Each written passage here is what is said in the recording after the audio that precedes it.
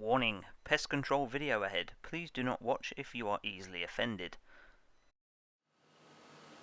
Hey guys, it's Robin here from Team Foxer. First one is an apology. I've not had any videos out over the last few weeks. I had somewhat of an accident with my laptop, but I now have another one, obviously, so I have been able to edit this, and I'll also be able to edit the up-and-coming videos on that. Note to self, don't drink and type.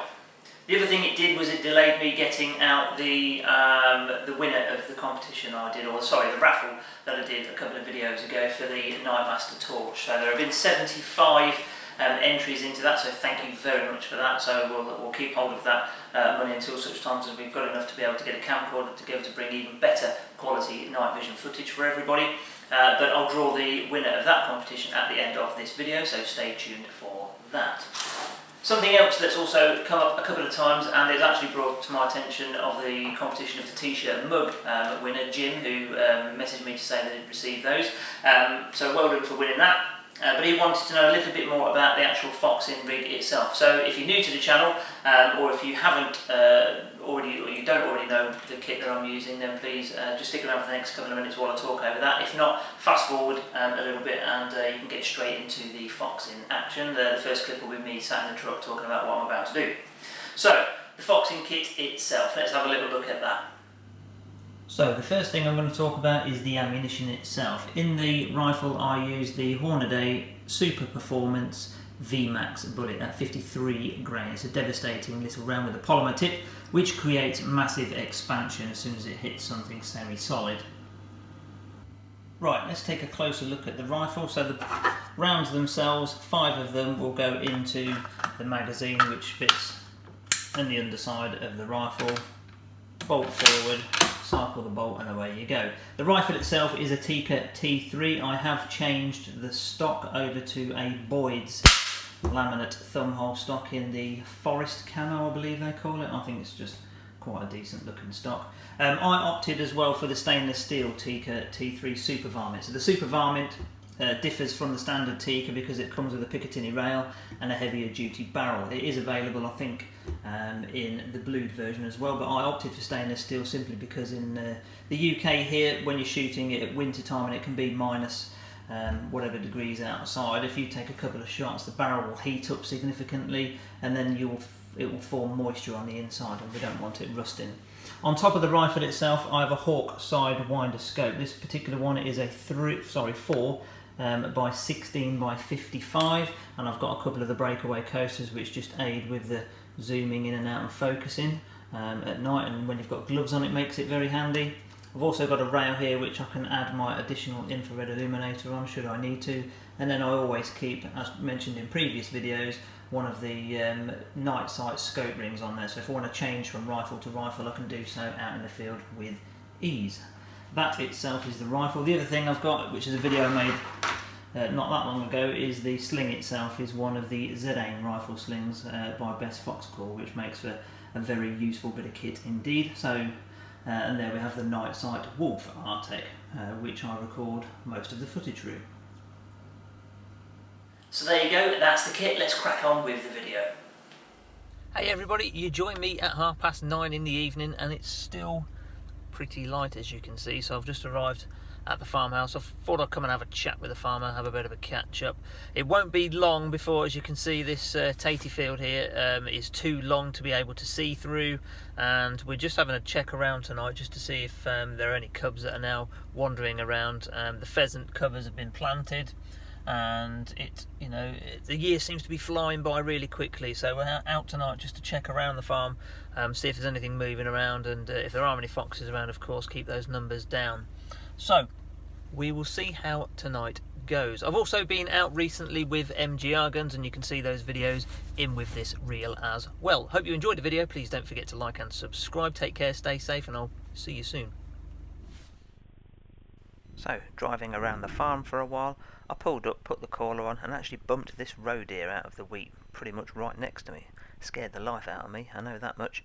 Second thing I saw that evening was a badger bombing it across the riverbank. I'd been out a little while and eventually came across a big flash of eyes, which could only be one thing.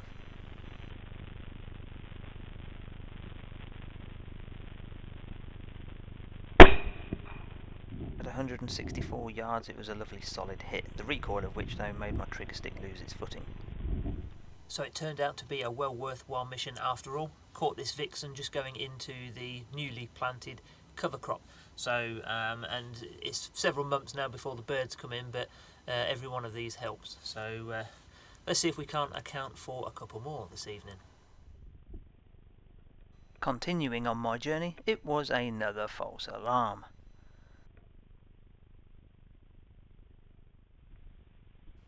I'm fairly certain this hare had been scrapping. If you look a little closer in a second you can see that he's got one dodgy eye, and I've seen quite a lot of hares boxing at this time of year.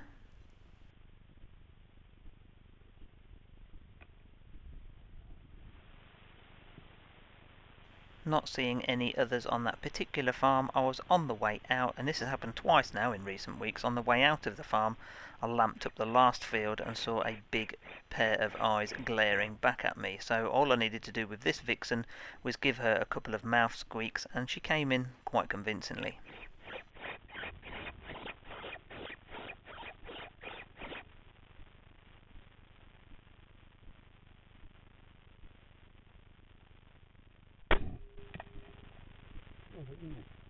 Nicely does it. She dropped on the spot with a superb neck shot. I think that one was around 180 paces from what I remember to the retrieve.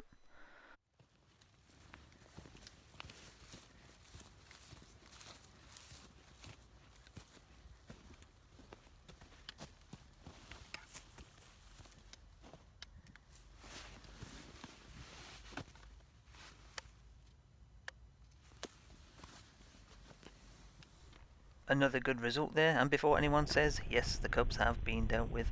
Right, on to the next farm, and this is actually a few nights later now. Fox prints had been spotted whilst the gamekeeper was out dealing with the gas guns, etc. for these two pea fields, and essentially skylined on the hill that's in the middle of the field, which is a bit unfortunate. So this fox, whilst it came in to the call quite well, could see us, so we had to actually come back, or I came back on a solo mission a night or two later into the field that the fox is actually in, and called from there instead, and you can see that clip in a second. But this itself was a few nights previous, where the fox sort of came in, was a bit too wary, and just made itself horizontally across the land.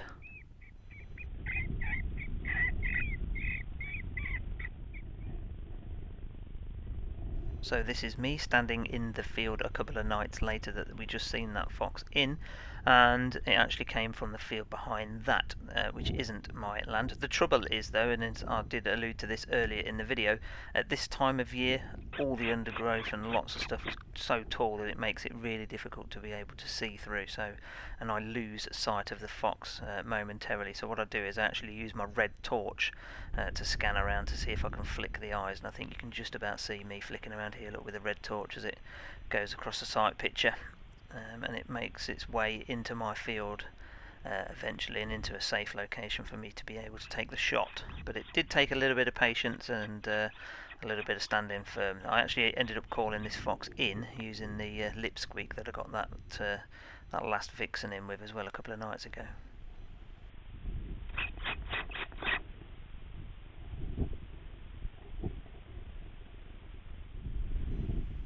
So there we go, she's made it into my field, so I'll keep lip squeaking to get it a little bit closer and to get it away from any of the houses in the background.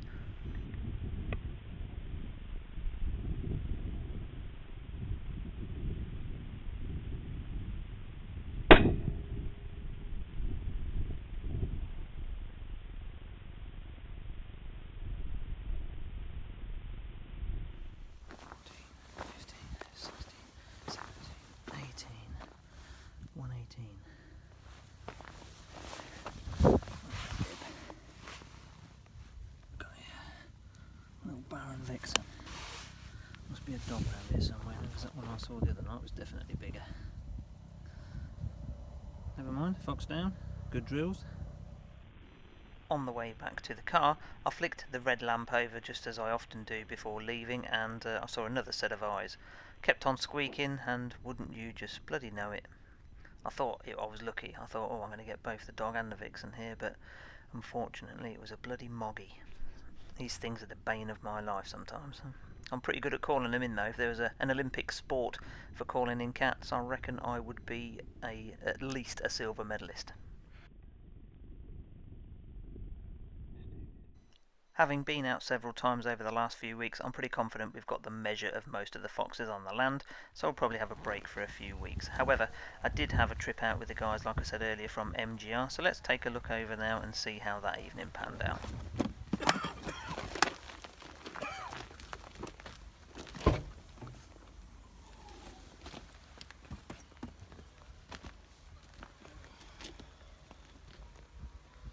Church bells going in the background.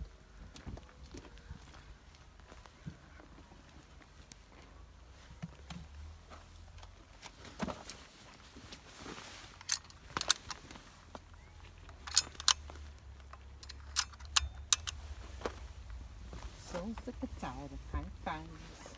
Can't get that bloody song out. Anybody else? No? No, me or Andy couldn't figure out what song it was he was trying to sing neither.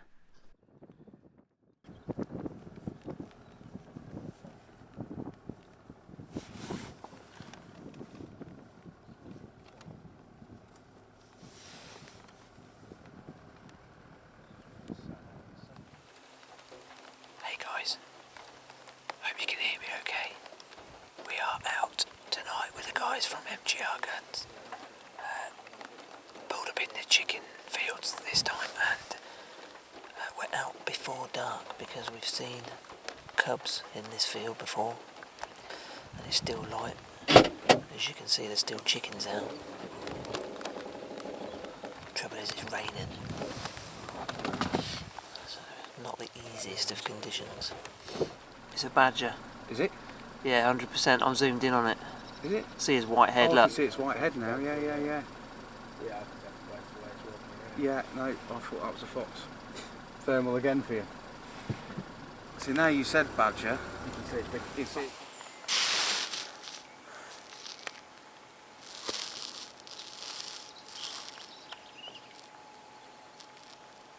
It's not, it's a monkjack. Is it really? Yeah, it's a monkjack. Yeah, I'm on the world. Mark Walker, I could probably tell. Yeah, it's a monkjack. That looks so foxy. Yeah, it's coming towards us. It looks massively foxy. Look at it there. Look. It did when I It first saw it. I first saw it and saw its head through the things. I thought, hey, it was right. And then it turned and looked on it and put lifting its head right in there. Well, it's not even dark yet. Kazzy's already had one on the deck. Well done. Thank you.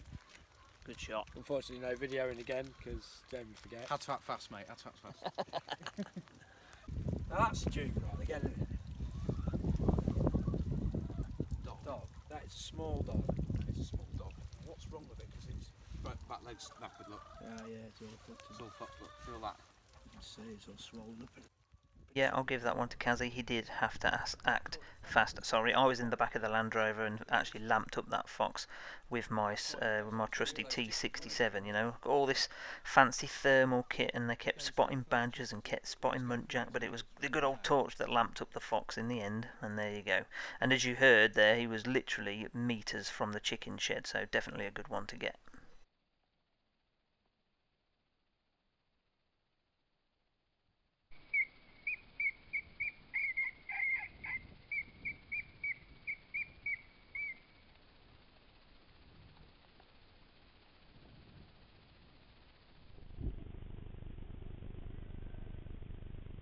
See, I'm sure, right, so that's amazing, that is. It's a long way out. That's a long way out. As Andrew made his way across the field retrieving the second fox that fell that evening, that rounded off that evening's work for the chaps over at MGR. A job well done. Right, so the draw for the Night Master torch, for those of you that entered via the raffle, and thank you very much, 75 entries altogether. So the way in which I'm going to do that, well in fact I'm not going to pick it, I'm going to text the missus in a second, pick a number between 1 and 75, she'll probably wonder what the hell that's all about, but I'm going to now text her. She probably won't be doing that much work, so hopefully she'll pick it really quickly. It's delivered. Wait for the reply. pick a number between 1 and 75. She'll probably say, what are you on about?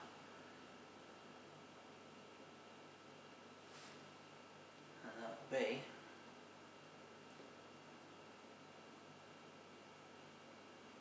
either Paul, Giles,